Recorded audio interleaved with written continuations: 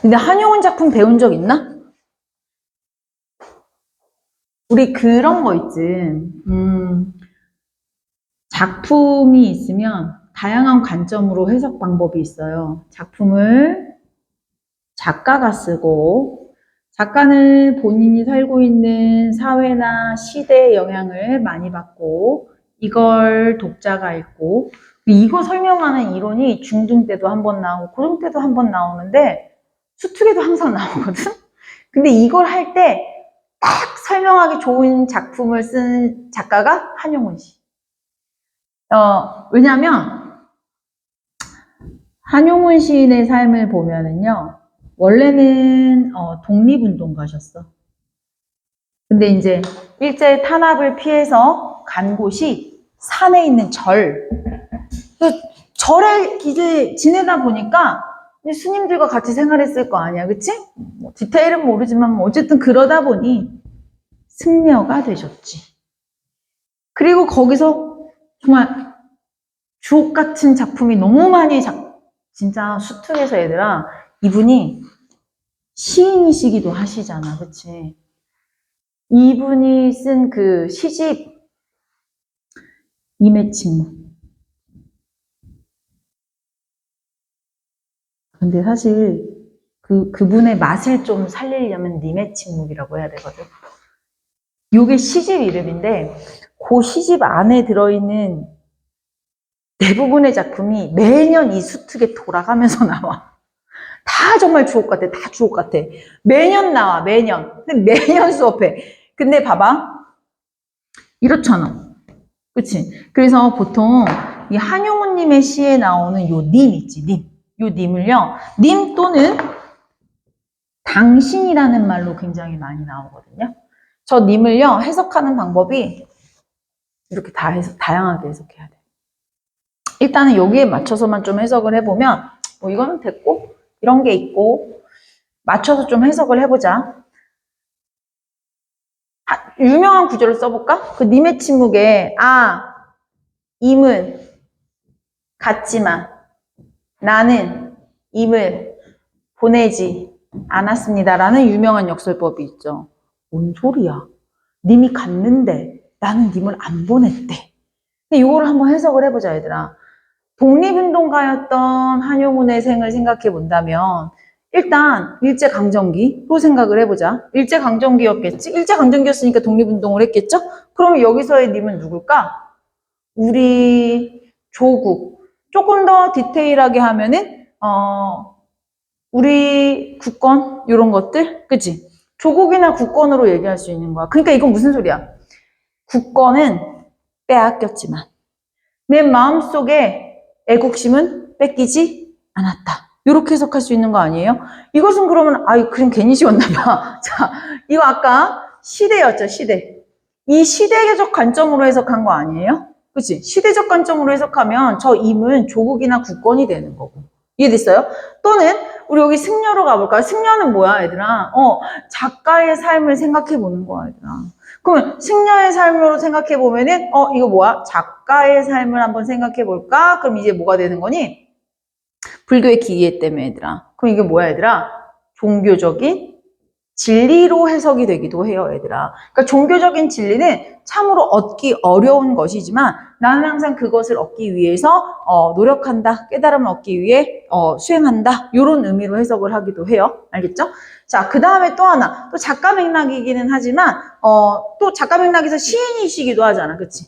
시인의 입장에서 해석을 한다면 정말 그냥 사랑하는 누군가가 될 수도 있지 않을까? 여기서 말하는 사랑하는 누군가는 그냥 정말 연인 관계만이 아니라 가족이 될 수도 있는 거지.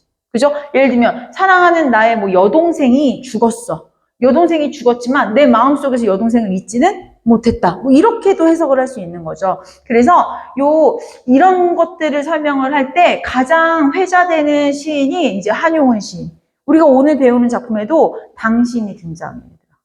당신은 우리는 여기서도 이렇게 해석을 여러 가지로 할 수가 있다는 거. 특히 우리는 이렇게 해석을 할 수 있다는 거. 좀 기억하시면 도움이 많이 될 거예요. 알겠죠? 그래서 임 또는 뭐라고 등장한다고 얘들아? 당신이라는 말로 등장할 거예요. 알겠죠? 그래서 요렇게. 그래서 너희가 간단하게 말하면은 또 이렇게 종교적 진리라고 하면 너무 좀 어렵잖아. 그치? 뭐 종교적 절대자? 뭐 이렇게 해석을 해도 상관이 없습니다. 이 작품은, 제목이 뭐니? 끝났어. 당신을 보았대, 얘들아. 지금 봐봐. 언제라고 시대적 배경이? 일제치하지. 일제치하면 분명히 마이너스 상황일 거야. 이 마이너스 상황에서 누굴 봤다? 당신을 보았다야. 그럼 얘들아, 당신을 보았다라는 거는 플러스 상황 아니에요? 그러니까 이건 무슨 상황이냐면 내가 정말로 견디기 힘들고 어려운 순간에 당신을 보았다라는 거는 이 어려운 시간을 포기하는 게 아니라 이 어려운 시간을 견딜 수 있는 힘이 되어준다라는 얘기죠. 이해됐어요? 요게 사실은 끝이야, 얘들아. 근데 좀 구체적인 일화도 있고요. 또는 좀 상징적인 얘기들이 좀 있어서 좀 어렵게 느껴지는 것 뿐이야. 알겠죠? 전체적인 카테고리는 이렇게 잡으면 돼. 정말 사람이 맞이할 수 있는 최악의 순간에 나 진짜 끝났어 하는 순간에 당신을 보았습니다. 이렇게 얘기해. 그러니까 뭐야? 거기에 주저앉겠니? 아니면 해낼 힘을 얻겠니? 해낼 힘을 얻겠지. 이런 내용이라고 보시면 돼요. 자, 여기에 해석해봐. 여기에 해석하면 뭐가 되는 거니? 나라를 잃은 서러움에 정말 주저앉고 싶은 그런 서러움에 복받친 순간에 이겨낼 힘을 얻는 거야. 왜? 우리 국권을 언젠간 다시 찾으리라. 이런. 이해됐어요? 자, 그럼 선생님이랑 이런 느낌으로 한번 가시면 됩니다. 자, 처음부터 한번 읽어볼게요. 당신이 가신 뒤로, 얘들아, 당신이 갔대. 여기서 얘들아, 당신이 갔다? 당신이 갔다라는 게 뭐야? 우리나라 국권을 잃었다. 요렇게. 국권을 잃은 뒤로 우리 국권을 잊을 수가 없다. 당연한 말 아니야, 얘들아? 이렇게 해석하면 쉽지. 근데 당신을 잊을 수 없는 까닭은 당신을 위해서라기보다는 나를 위한, 야, 이거 빡대지, 이해 지금. 국권이라고 생각하면 이해가 지금 여기 설명도 필요가 없는 거야. 얘들아, 국권을 빼앗긴 뒤로 나는 국권을 잊을 수가 없대. 그 잊을 수 없는 건 국권을 위해서가 아니라 어쩌면 나를 위해서 잊을 수가 없다고. 이해되죠? 무슨 얘기인지? 자, 그러면 2형 갈게요. 나는 갈고 심을 땅이 없다. 땅이 없대, 얘들아. 아이고, 영토가 없어요. 나라를 잃었다라는 뜻이죠, 초록색. 나는 갈고 심을 땅이 없으므로 추수할 것이 없습니다. 그래서 굶고 있어요. 자, 회색 파트는 구체적인 상황들이야. 저녁이 없어서 조나 감자를 빌리러 이웃에 갔더니 주인, 일제예요. 거지는 인격이 없다. 인격이 없는 사람은 생명이 없다. 너를 도와주는 것은 죄악이다. 라고 말하였습니다. 굉장히 서러운 말이지. 인격이 없다라고 표현하잖아. 그 말을 듣고 나올 때 쏟아지는 눈물 속에서 당신을 보았습니다. 오케이. 통사구조 돌아가는 거 딱 보이지? 앞에 봐. 일제치하의 서러운 거를 굉장히 구체적인 장면으로 보여주고 있지. 이 구체적 장면을 선생님이 무슨 색깔 체크해놨어요? 회색깔 체크해놓은 거야. 그래서 이것 때문에 너무 서러워. 그 서러운 장면을 선생님이 파랑색 체크해놓은 거야. 그 서러움 속에서도 뭘 봤어? 당신을 잃지 않았어를 선생님 무슨 체크해놨어요? 노랑 색깔 체크해놓은 거야. 이게 지금 2년 그리고 몇 년에도 보여요? 3년에도 보여요. 이해됐어요? 3년에도 똑같은 내용이 이어질 거야. 다만 분홍색이 하나 좀 끼어 들어가 있을 뿐이야. 그 분홍색은 좀 이따 할게요. 자, 그러면 다시 3년으로 가겠습니다. 나는 집도 없고 민족이 없습니다. 여기서 집이 없다는 건 나라가 없다라고 생각하시면 되고요. 민족은 부모, 이게 원래 민족이 호적인데 주민등록증 이런 거거든? 그런 게 없다라는 건 얘들아 부모. 그러니까 결국 얘들아 우리 그런 거 있지. 주민등록증 없으면 어디 가서 병원 갈 수 있어 없어? 나라의 어떤 보호 같은 걸 절대 받을 수가 없어. 그 소리라고 생각하시면 돼요. 나는 나라도 없고 나라의 보호를 받을 수도 없습니다. 이렇게 생각하는데 민족이 없는 자는 인권이 없다. 인권이 없는 너에게 무슨 정조냐 하고 나를 능욕하려는 장군이 있었습니다. 여기를 통해서 우리가 이게 여성화자라는 걸 좀 짐작해 볼 수 있는 말이 정조라는 말이 나왔죠. 그를 한 거 한 뒤에 남에 대한 격분이 얼마나 여자가 서럽겠어. 그치? 남에 대한 격분, 빡침이 스스로의 슬픔으로 화하려는 찰나 당신을 보았습니다. 이게 무슨 말이냐면 이거야. 봐봐. 여성으로서 굉장히 수치스럽고 치욕스러운 일이었을 거야. 그치? 그래서 그에 대한 화가 내가 이렇게 서럽다니 이런 것으로 변하려는 찰나 누굴 봤다? 당신을 보았다 라고 얘기하는 거예요. 가장 절망의 끝에서 당신을 봤다 라고 또 얘기를 하는 사례였죠. 온갖 도덕. 얘들아 여기 분홍색 중요해.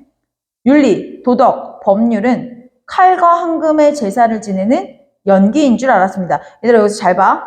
제사를 지내는 연기? 앞에 봐. 우리 제사상이 이렇게 있으면 여기서 사람들이 절을 하잖아. 그치? 그럼 여기서 제사를 지낼 때 뭐 피우지?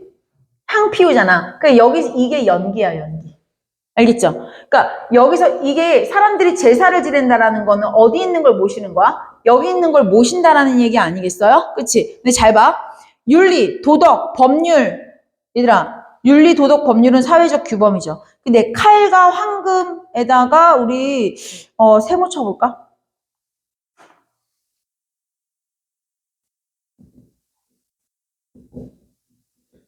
앞에 봐요. 윤리나 도덕이나 법률은 원래 누구를 지켜주는 거지?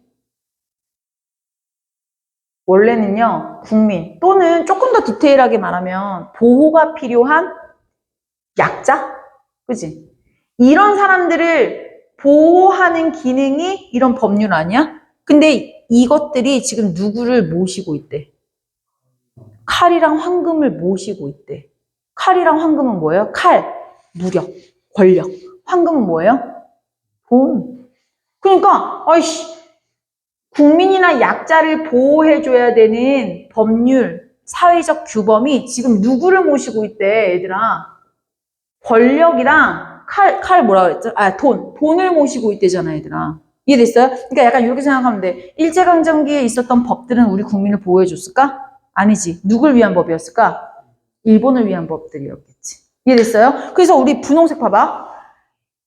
2년, 3년 이런 회색깔 같은 어떤 수치심 가득한 그런 좌절스러운 일들을 겪고 나서 얘가 분홍색을 깨달은 거야. 회색을 겪고 나서 분홍색 깨닫습니다. 이런 법률은요. 우리를 지켜주는 게 아니라 뭘 지켜줘요? 권력과 돈을 지켜주는 것인 줄 내가 이제 깨달아버린 거야.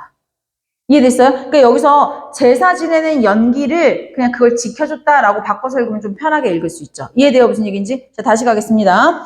법률이라는 것이 우리를 지켜주는 게 아니라 누굴 지켜준다고? 일제를 지켜주는 것임을 이런 회색깔들을 겪고 나서야 얘가 깨닫는 거야. 그러니까 얼마나 현타가 세게 왔겠니, 그치? 그래서 얘가 얘들아 하늘색 뭐예요? 이제 고민하기 시작해. 차라리 죽어버릴까? 또는 역사의 한 페이지 잉크 뭐예요? 얘들 지금 여기 선생님 뭐라고 써놨니? 역사를 부정한다라는 글씨 알아보겠니? 역사를 부정한다는 뜻이에요. 알겠죠? 이게 뭐야? 죽어버릴까?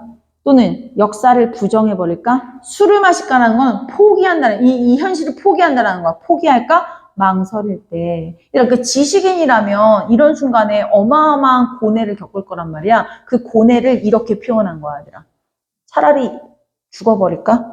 그냥 포기할까? 아니면 이 역사 자체를 부정해버릴까? 하고 갈등하는 순간 뭘 봤어? 당신을 보았습니다. 이해돼요? 무슨 얘기인지? 그래서 이 작품은요, 요 구조는 계속 똑같이 들어가는 거야, 얘들아. 내가 가장 안 좋은 순간에 뭘 봤다? 이걸 봤다. 결국 포기해 안 해? 포기 안 한다라는 내용이라고 보시면 됩니다. 그러니까 앞에 봐요. 당신을 보았다라는 건 당신이 지금은 없지만 올 거라는 믿음이 있죠? 거꾸로 가면 어떻게 되는 거야? 이런 순간에 이걸 봤다는 건 거꾸로 말하면 이걸 봤으니까 이걸 버텨낼 수 있다라는 얘기기도 해요. 알겠죠? 자, 선생님이랑 그 까만색 네모 박스 보이나요? 자, 까만색 네모 박스에 색깔 똑같이 일치해서 넣어놨어요, 얘들아. 하늘 색깔만 읽어볼게요. 하늘 색깔은요, 당신이 가고 홀로 남아있는 절망적인 상황, 고통의 극한 속에서 삶의 의미를 상실하고 어떻게 살아야 할지 갈피를 잡을 수 없는 위기의 순간, 이미 부재하는 상황, 그리고 절망의 상태에 놓여있던 화자예요. 이해됐어요? 그런 순간에 얘들아, 회색깔을 겪는 거야. 현실에서 겪는 굴욕, 모멸, 이런 게 2년, 3년에서 회색깔로 나타났죠? 이런 거 얘들아, 이런 걸 겪으니까 얘가 분홍색을 깨달았어. 분홍색이 뭐예요? 온갖 사회적 규범이 우리를 지켜주는 게 아니라 권력과 돈을 위해서 힘써주는 허무한 것인 걸 깨닫는 순간 노란색을 봤다. 이해됐어요? 결국 노란색을 봤다는 건 뭐예요? 당신이 올 거라는 믿음. 그 믿음 하나로 이런 모든 상황을 우리가 견뎌낼 수 있다라고 하는 시예요. 여기까지 이해됐어요, 얘들아? 네. 이러면 이제 문제는 너희가 보시면 되는데 1번 문제는 한번 갈게요, 얘들아. 특정식으로 반복적으로 활용했다라고 했는데 이게 일치해요, 얘들아. 당신을 보았습니다. 당신을 보았습니다. 당신을 보았습니다. 그래서 노란색 칠해놨습니다, 얘들아. 자, 그 다음에 얘들아 경어체. 경어체는 존댓말을 얘기하는 거죠. 자, 존댓말 뭐뭐 씁니다. 비읍니다를 통해서 경어체 활용하고 있고요. 여기 조금 조심할 거. 괄호 3번 한 번만 읽어볼게요. 대화 방식이라고 했는데 여기서 좀 조심해야 되겠지. 대화는요. 쌤 봐봐. 서진아. 이렇게 돌아오는 말이 있어야 돼. 그래야 대화야. 근데 여기 지금 회색 파트를 보면은요. 주인이 말하는 발화는 있었지만 답하는 말은 없지 않았어, 얘들아? 그러니까 이거는 대화라고 얘기할 수가 없어요. 이해됐나요? 근데 이게 그렇다고 해서 우리 해설지나 EBS 측에서도 이거를 말을 건네는 투라고 얘기하지는 않아요. 이거는 학교 수업을 좀 체크해 왔으면 좋겠어. 일단 미추홀 같은 경우에는 말건투라고 얘기는 했거든? 근데 이 말건투가 회색 파트가 아니라 앞에 봐. 이런 거. 이럴 때 당신을 보았습니다. 이럴 때 당신을 보았습니다. 라는 뜻의 화자가 임한테 지금 말을 걸고 있다라는 거야. 회색이 아니라. 이해돼요? 너희는 뭐래? 아, 세모로? 이렇게 간단한 방법이? 자, 근데 여기서 그러면 선생님 확실한 거 대화는 안 돼. 그럼 말건투라고 하면 오히려 확실해질 수가 있을 것 같은데 말을 건네는 투 조심해야 될 거. 이게 지금 봐봐. 주인과 장군이 화자한테 말을 건넸다라는 뜻이 아니라 거기는 그냥 발화가 인용되어 있을 뿐이고요. 여기서 말을 건네는 투라고 얘기를 한다면 화자가 우리 임에게 당신을 보았습니다라고 말을 건네는 투라고 하는 게 맞다라는 거고요. 여기 대화의 방식을 사용하여를 올바르게 고친다면 발화를 인용하여라고 고치면 올바른 말이 되겠죠. 여기까지 내용 이해됐나요, 얘들아? 자, 뒤쪽으로 넘어갈게요. 자, 2번 가겠습니다. 2번의 정답 그냥 틀린 거 바로 갈게요, 얘들아. 정답은 4번. 분홍색이네요. 윤리, 도덕, 법률. 이거 사회적 규범이죠? 사회적 규범은, 아이고, 권력을 위한 것인 줄 깨달았다라는 부분에서요. 국권 상실의 원인을, 이거, 얘들아. 우리나라가 국권을 빼앗긴 이유가 우리를 지켜줄 법이 없어서라 그랬어? 그런 적 없고요. 이건 무슨 뜻이었지?